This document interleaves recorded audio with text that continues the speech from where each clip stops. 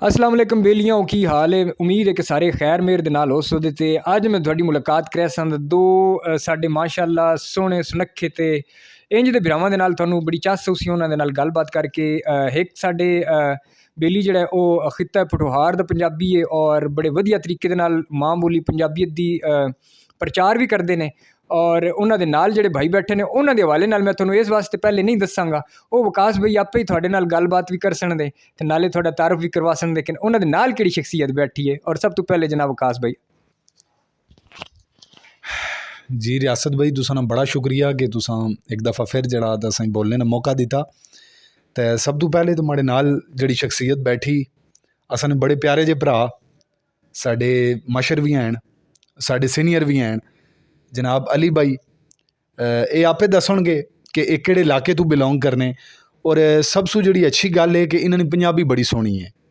ठीक है, तो अली भाई की कहना चाहने हो? बहुत शुक्रिया वकास तुसा ना ते रियासत भाई ना। मेरा जी ताल्लुक जड़ा है वो बेसिकली है गिलगित बल्तिस्तान तो। मैं पहाड़ां दे विच सोहना जिहा जड़ा इलाका है उत्थे दा रहण वाला, लेकिन मैं तुसां गी सच्ची जड़ी गल दसां, मेरी पैदाइश तो उत्थे दी है लेकिन मैनू जड़ी शनाख्त दित्ती है वो पठवार ने दित्ती है। तो पठवार मेरा दूजा ग्रां है जिन्हों मैं अपना फखरिया तौर पर आखना कि मैं पठवार ना, तो मेरी शनाख्त मेरी तरबियत तो मैनू इस मकाम तक पहुँचाने वाला पठवार है। तो अज भरावां दे नाल महफिल च असां बैठे हाँ तो सानू एक शय दा बड़ा दुख जा होंदा है। साढ़ा चूँकि सहाफत दे नाल एक वाबस्तगी है, साड़ी एक उम्र इत्थे गुजरी है, तो असां जिस वेले अपनी माँ बोली जुबाना की मुहब्बत वेखते हैं तो पाकिस्तान गिलगित बल्तिस्तान होया, साढ़ा चित्राल होया, साड़ी केपी होया, साढ़े बलूचिस्तान होया, इत्थे असां वेखते हैं तो लोग अपनी बोली नाल बड़ी मुहब्बत करदे न, बड़ी उन्होंने प्रमोट करदे न। इस्लामाबाद दी असां इत्थे दे खित्ते दे लोकां नाल जदों भी महफिल होंदी है तो वो अपनी महफिलों च अपनी जुबान ते गल कर सन, भावें वो मैंबरान असैंबली होवन, भावें वो ब्यूरोक्रेट होवन या किसी भी जिंदगी के किसी भी उस तों उन्हां नाल ताल्लुक होवे।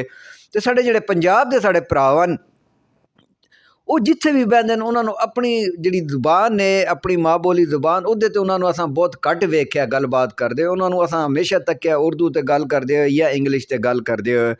लेकिन ये बड़ी हैरानगी जी गल है, पंजाब की जिहड़ी ज़मीन है वो जरखेज़ सिर्फ इस वास्ते नहीं है कि इत्थे फसलां बहुत उगदियां। ये ज़मीन अदब के हवाले नाल जितनी जरखेज़ है शायद किसी नूं इस दे बारे च इतना पता होवे। पाकिस्तानी सब तो ज़्यादा अदब के हवाले नाल ये जगह ये ज़मीन जरखेज़ है। इत्थे दी लोक दास्ताना, इत्थे दी असां बाबा बुल्ले शाह तो लैके साढ़े कोल की नहीं है। लेकिन सानू अज अफसोस इस गल दा है कि साड़ी जिहड़ी नवीं नस्ल है पंजाब दी, साढ़े पठवार दी, वो भी साड़ी सकाफत ते साढ़े रवायात जिहड़ियां उहदे तो दूर होंदे जा रहे। एक ज़माना सी साढ़े इत्थे बैठकां सजदियां होंदियां सन, साढ़ा एक कल्चर सी जिथे ग्राह के लोग बह के सोहणे तरीके नाल ग्राह के मामलात वेखदे होंदे सन, बच्चों की तरबियत होंदी सी। लेकिन वक्त के नाल नाल असां ये चीज़ां भुलदे गए। तो वकास साहब तो रियासत साहब का चूँकि इत्थे तो ही ताल्लुक है तो ये मेरे तो बहुत ज़्यादा बेहतर जानते हैं। मैं जिहड़ी शय महसूस की वो मैं तुहानूं दस रहा। तो मैं अपने पंजाब की अज की नस्ल तो मैं गुजारिश करदा कौम परस्त बनो, अपनी जुबान दे नाल मुहब्बत करन वाले बनो, अपनी जुबान नूं दुनिया भर जो उजागर करो। याद रखो वो कौमां हमेशा सफ़े हस्ती तो मिट जांदियां जिहड़ी अपनी सकाफत ते अपनी जुबान तो पिछा छुड़ाने की कोशिश करती है। तो तुसी जे दुनिया कुरे अर्ज़ च कायम रहना तो शान नाल रहना तो फिर अपनी सकाफत नाल रहो, अपनी जुबान दे नाल रहो। तुहाड़ी शनाख्त पंजाब है तो तुहाड़ी शनाख्त तुहाड़ी जुबान है। बेहतरीन हो गया सर।